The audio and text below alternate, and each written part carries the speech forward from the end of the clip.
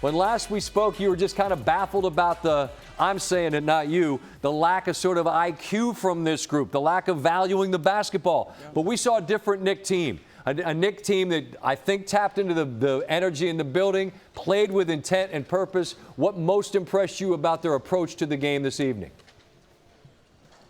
I thought you got a level of composed urgency top to bottom. And obviously, as I heard you in the highlight, SVP, Jalen Brunson sets the tone from that. But Karl-Anthony Towns also has a terrific game. Josh Hart gets back to more of a signature Josh Hart-style game with a double-double. And your guys off the bench, including Hart with this new reinvented starting lineup, but DeLon Wright, Landry Shamet continue to give you valuable minutes on defense. And you hold this Pacers high-powered offense under 100 points. That, to me, was very, very impressive. I thought this group played deliberate on both ends of the floor.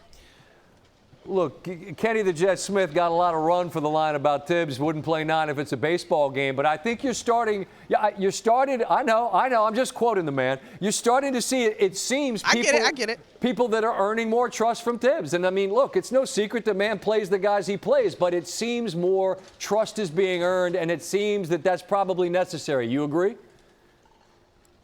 I would agree. And I think role players, particularly guys that come off the bench, they have, to me, one of the harder jobs in the league, particularly in a New York Knicks uniform. You have such a limited amount of time to make a positive impact. You're not warm necessarily. You've been sitting on the bench cheering on your team, right? And so Landry Shamet, DeLon Wright, even Precious Achiuwa tonight, who played, I believe, 4 minutes in total, being able to come in with a level of professionalism to continue to earn trust from not just Tibbs, but the rest of this rotation.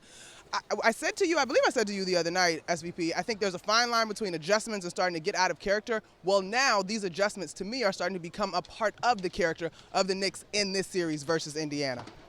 I'm interested in your perspective as someone, given your talents and background as a player, the same way I am with Tim Legler. I'd ask you, what do you make of the relative absence of Ty Haliburton's impact in the game?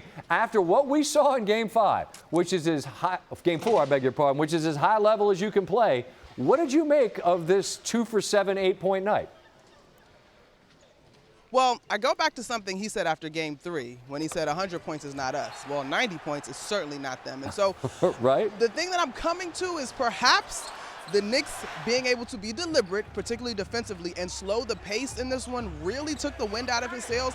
I thought the Knicks did a really good job in the first half and in the last 2 minutes of the second quarter and the first 2 minutes of the third quarter of staying focused. Because typically in this series, those were areas in which the Pacers were able to close the gaps, find some energy. And so they took those stretches away from the Knicks, and he just couldn't get it going. But I will say this, and I said this locally here in New York, the Knicks need to be fully prepared for what will be considered a Tyrese Haliburton bounce-back game, energized by that crowd at Gamebridge and the opportunity to close out at home. I'm sure he'll put up a more aggressive line than what you saw tonight. 7 field goal attempts, that doesn't seem quite right for him.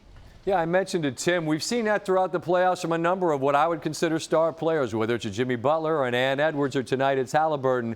I just want one final thought, given your proximity to this Knick team all year, understanding them as well as you do. Yeah, you know what you're walking into, but you also know if you lose, it's over. Yeah. What do you presume you'll see from New York in terms of effort and plan? What do you think you're going to see in Game 6? Well, I still think there's room for them to improve the turnover battle. They gave up 20 points off turnovers again. Now, it doesn't hurt you tonight the way that it has the potential to hurt you in an energized Gamebridge Fieldhouse. So turnovers is one thing.